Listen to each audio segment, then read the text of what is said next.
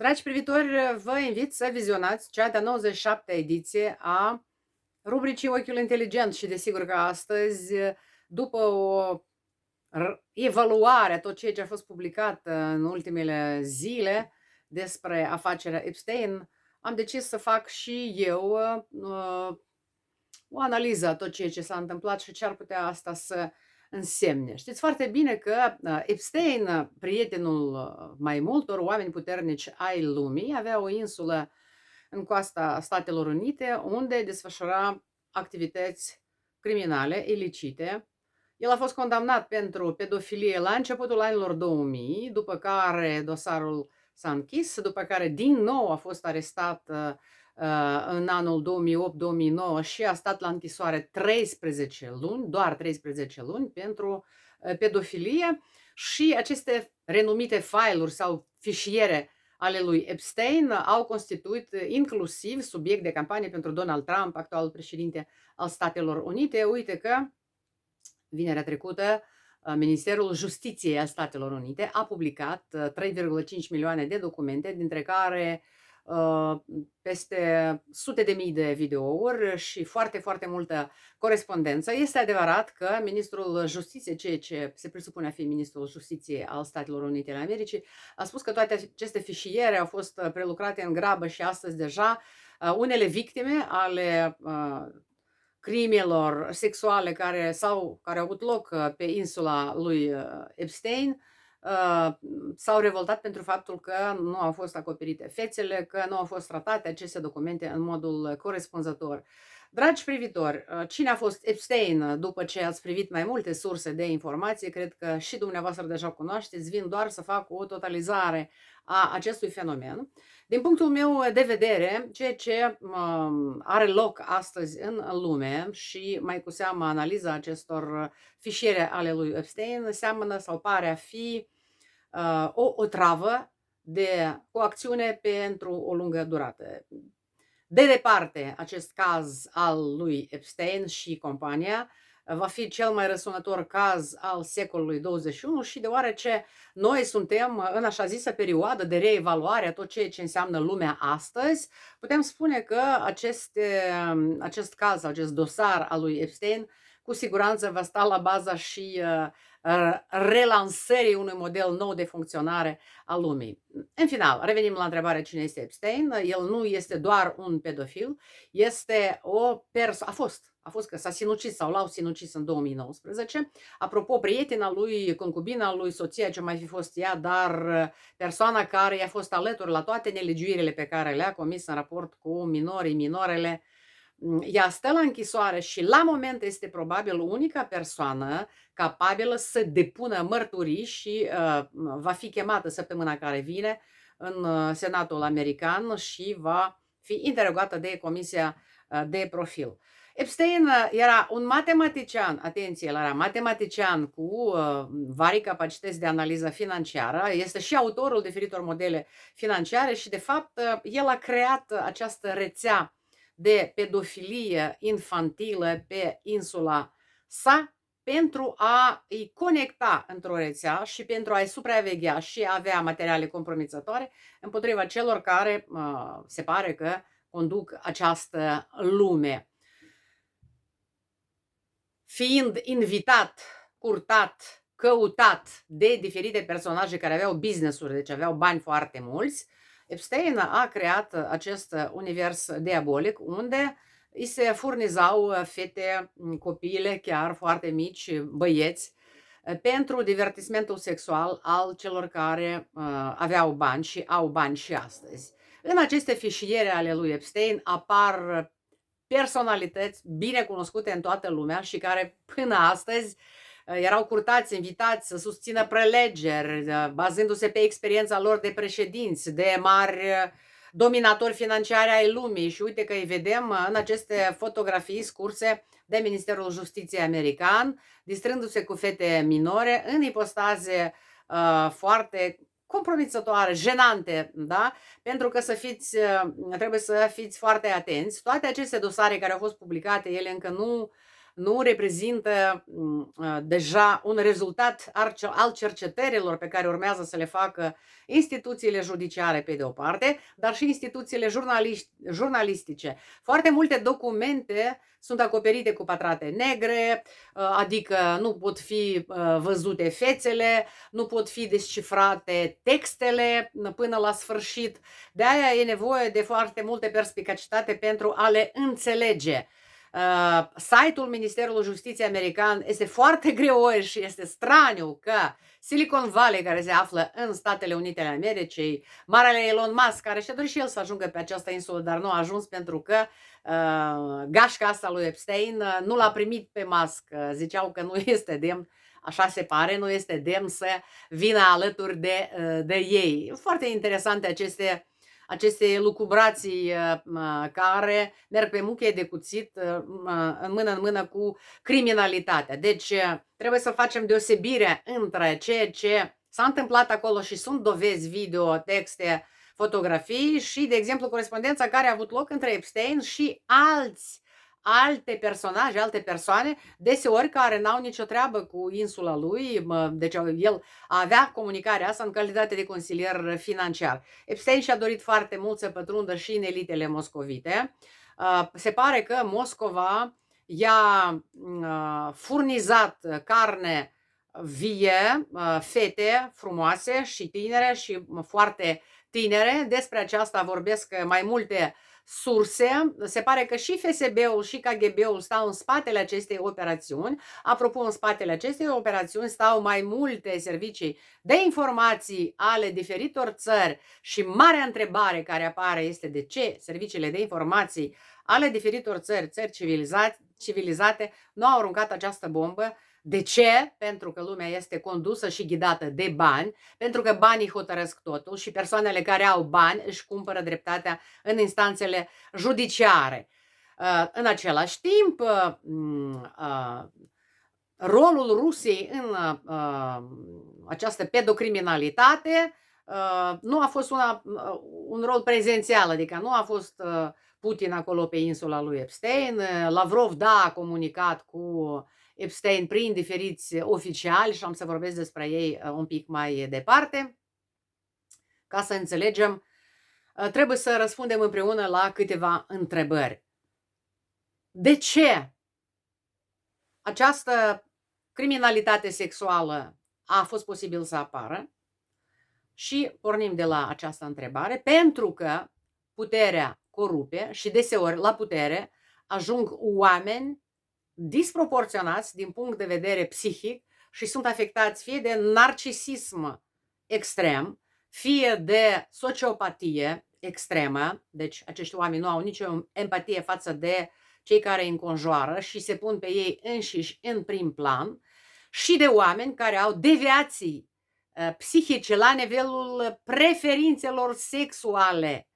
Atenție, aceste deviații țin exact de pedofilie și de parafilie, adică persoane care sunt gata să facă sex cu orice, cu oricine, într-un mod sălbatic. Și aici ne amintim de scriitorul francez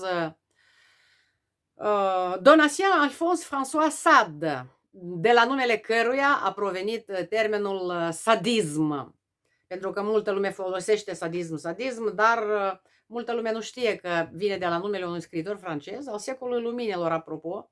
Da? Cine a citit operele lui Sade cunoaște acest lucru. Cine nu le-a citit poate să încearcă să citească, pentru că acolo este foarte multă mizerie, dar este și foarte mult ateism. Avea o ură furibundă față de Dumnezeu și nega existența acestuia. Să vedem, deci revenim la oamenii care ajung deseori în vârful puterii politice sau economice, sunt loviți de aceste defecte naturale, vreau să vă spun, sunt niște defecte care vin odată cu nașterea omului. Și după afacerea Epstein, probabil că vom avea, ca și acum, avem nevoie de studii sociologice foarte credibile care să ne vorbească, de exemplu, care este rata deviațiilor psihosexuali printre lideri politici, printre top manageri în companii transnaționale, naționale foarte mari, pentru că se știe, au existat niște cercetări, puteți să consultați motoarele de căutare în anii 70-80, dar nu foarte multe. Acele cercetări afirmă că fiecare al cincilea din top managerii companiilor mari, mai puțin este caracteristic pentru companiile familiale. Deci în familie, când se face business în familie, e altceva.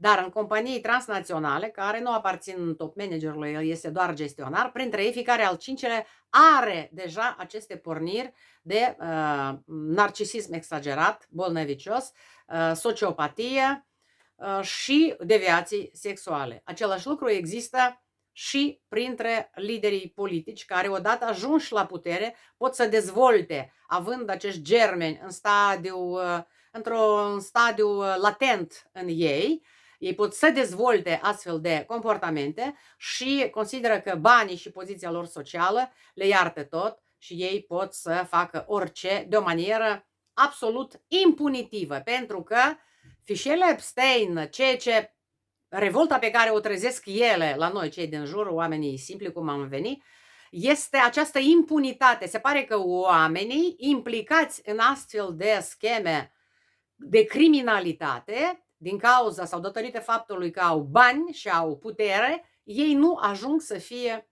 pedepsiți. Asta este prima revoltă care apare. Care trebuie să fie consecințele? Una am spus, trebuie să apară studii sociologice și eu cred că în consecința acestor studii, probabil că la conducerea țărilor, națiunilor, ar trebui să aibă acces doar oameni sănătoși la cap. Asta este opinia mea personală. Eu cred că omenirea oricum va ajunge la această concluzie dacă vrea să-și păstreze moralitatea pe care a edificat-o de-a lungul secolelor. Pentru că dosarele Epstein înseamnă și o prăbușire în abisul abisurilor a moralității. Pentru că, așa cum spuneau romanii, abisus abisum invocat. Vedeți dumneavoastră gruparea aceasta de oameni care erau acolo, toți au partea neagră în persoanele lor, în psihicul lor și cumva acești diavoli criminali sexuali s-au atras unii pe alții. Unii poate au ajuns acolo întâmplător, dar marea lor majoritate, desigur că nu au ajuns întâmplător. Deci, studii sociale care vor apărea. O altă consecință a acestui dosar răsunător este faptul că el, din păcate, va fi de lungă durată.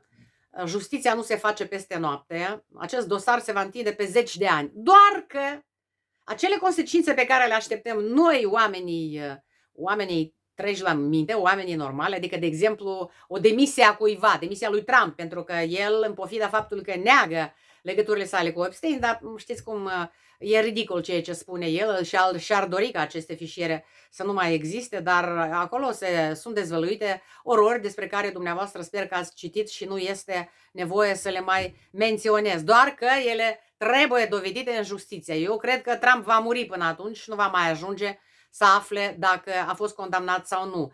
În cazul dat, putem spune că mortul Epstein este mai puternic decât Trump, pentru că el a început deja să facă victime la nivel internațional. Deci, insula lui Epstein era o rețea internațională, mondială, în care parțial s-au adeverit și unele teorii conspiraționiste, pentru că acei oameni care se întâlneau acolo se întâlneau să se distreze diabolic cu minori, dar și chipurile să determine destinele lumii. Asta își imaginau ei că fac. De aceea, oamenii simpli, inclusiv americanii, așteaptă o consecință. Apropo de americani, dosarele Epstein nu au strânit în Statele Unite ale Americii o reacție imediată, virulentă, vehementă împotriva lui Trump. Nu, pentru că în prima zi presa a vorbit despre orice, despre dosarele Epstein publicate a vorbit doar pe ultimele pagini și cu caractere de litere foarte, foarte mici. Par contră, în Europa, dosarele Epstein deja au început să facă victime politice în primul rând, pentru că știm că un lord din Camera Lorzilor din Marea Britanie, un politician foarte vestit, care a fost și ambasadorul Marii Britanii în Statele Unite și a dat demisia din Camera Lorzilor, dar titlul lui de lord nu-i poate fi retras decât printr-un vot foarte complicat și complex.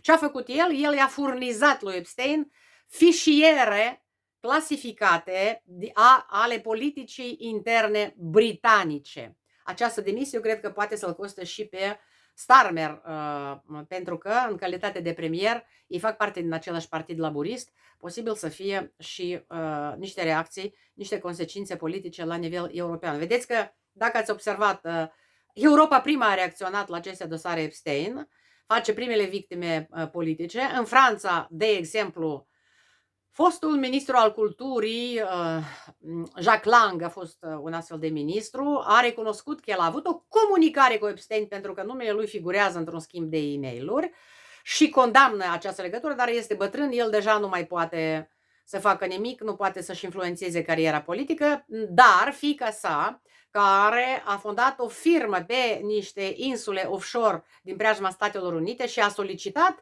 consultanța lui Jeffrey Epstein, care era finanțist și matematician, a demisionat din funcție de șefa niște sindicate din Franța. Da?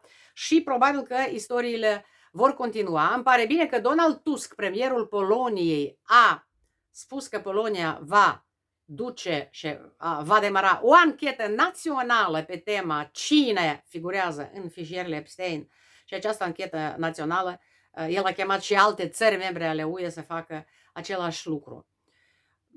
Să mai vorbim despre aceste consecințe. Deci, ancheta va dura, vom afla prea târziu. Din păcate, vor dura o anumită perioadă și procesele de luare a deciziilor pe marginea acestui dosar Epstein, pentru că trebuie să știți că pedofilia este crimă penală în toate țările. Nu există scuze pentru pedofilie. Apropo, fac o paranteză și vreau să vă aduc la cunoștință că, fiind deputat în Parlamentul Republicii Moldova, în anul 2010 am semnat o astfel de inițiativă legislativă și legea penală a fost modificată. Acest amendament prevedea castrarea chimică a pedofililor în Republica Moldova. Totul bine și mai bine, doar că la Consiliul Europei, mai bine zis la adunarea parlamentară a Consiliului Europei, Republica Moldova fiind monitorizată, noi suntem în proces de monitorizare de când am aderat la Consiliul Europei din 95, deci de 31 de ani, ni s-a făcut observație că trebuie să schimbăm înapoi legea și că, de fapt, castrarea pedofililor ar fi un atentat la libertatea, la integritatea lor fizică și libertatea lor de manifestare a conștiinței. Da? Atenție! Eu cred că nu este corect. Deja se va porni un val de draconizare a legislației pentru penalizarea pedofililor și eu personal aș susține o astfel de inițiativă. Va înțelege oare omenirea? Pentru că dacă ar fi să privim înapoi și să analizăm istoria, veți vedea că aceste crime sexuale în trecut, în prejurul marilor lideri ai istoriei, au avut loc pe fundal de războaie, mereu în teritoriile cucerite și ocupate s-a purces la violuri, da? Deci aceste crime sexuale împotriva femeilor, împotriva minorilor, copiilor și așa mai departe, dar asta a fost în trecut. Noi pretindem că suntem parte a unei lume civilizate. Deci, consecințe, lecții după aceste dosare sau această explozie a dosarelor Epstein, pe lângă greața pe care am simțit-o noi toți, un dezgust și o necesitate de a ne închide în noi înșine și să ne strângem în brațe copiii și nepoții și să ne închidem strict în interesele familiilor noastre, noi ne dăm bine seama că nu poți să trăiești fără să fii conectat la societate. Eu cred că și Republica Moldova trebuie să tragă niște concluzii și să opereze modificări la legislație pentru a penaliza oamenii care au comportamente deviante, criminale și să știți că sunt dosare foarte grele în Republica Moldova. Am citit recent, tot nu vreau să le aduc în prim plan, dar să știți că astfel de cazuri de comportament deviant, inclusiv cu utilizarea rețelelor de socializare, ele există. Prin urmare, o primă concluzie este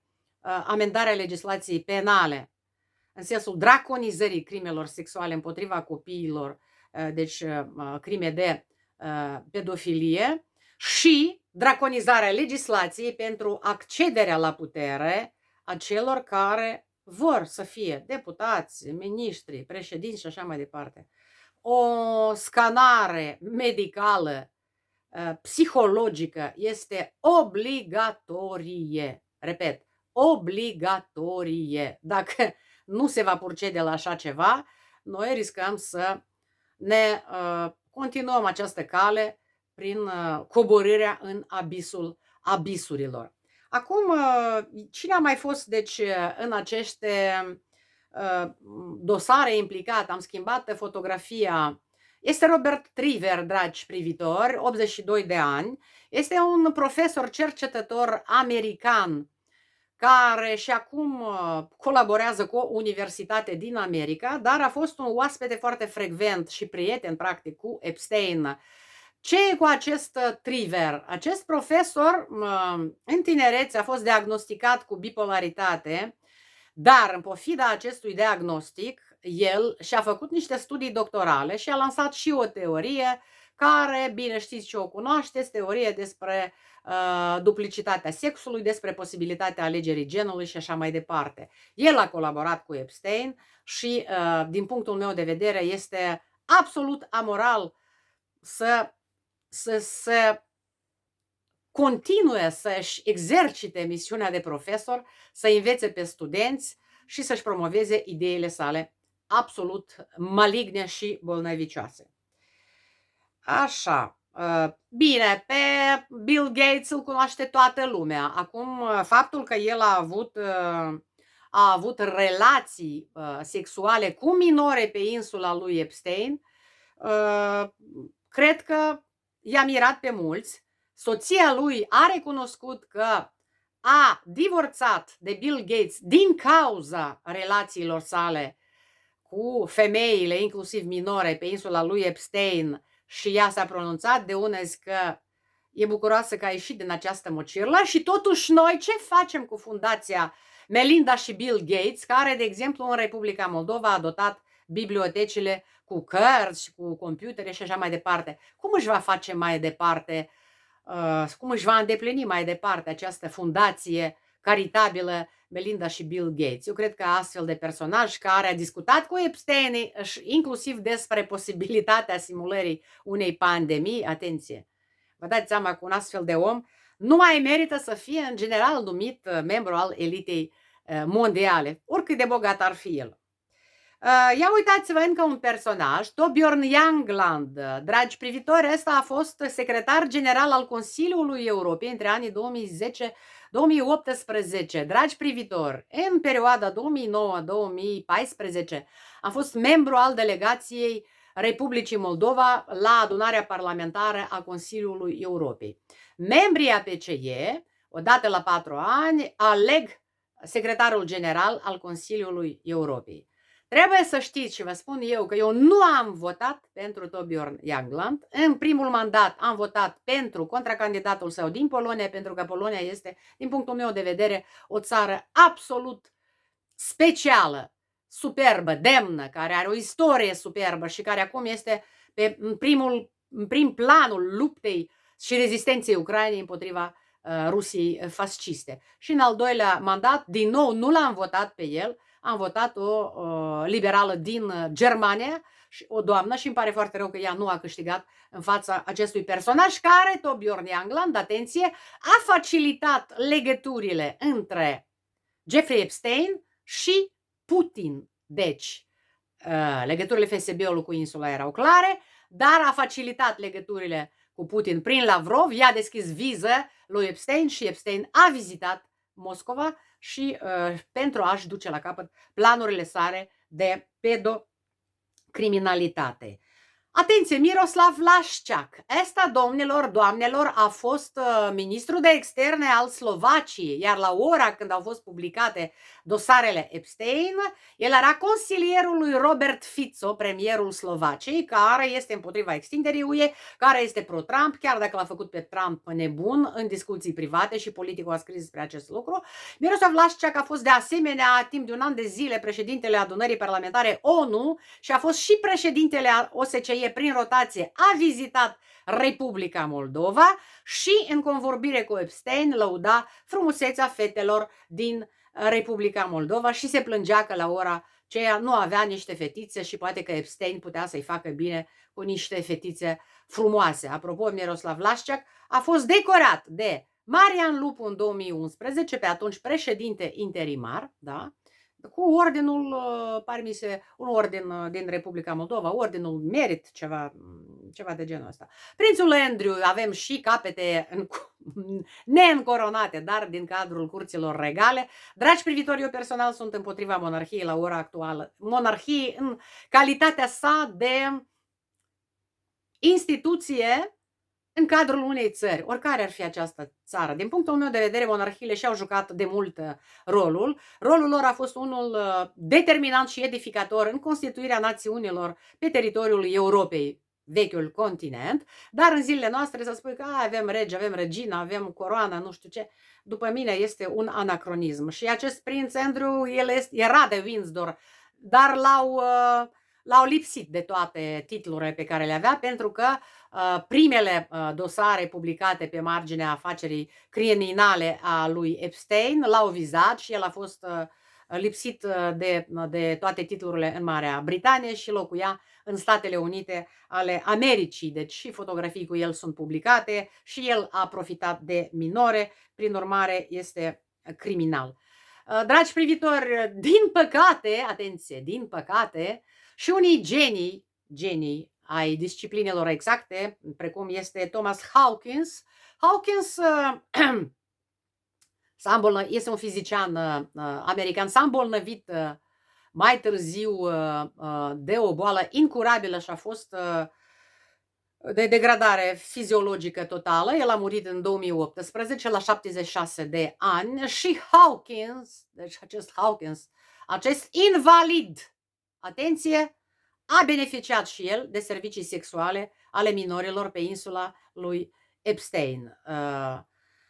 Prin urmare, nici genii nu sunt lipsiți de tendințe de perversitate și cu toate că nu există cercetări științifice în acest sens, dar probabil că unii din ei sunt atrași de acest abis al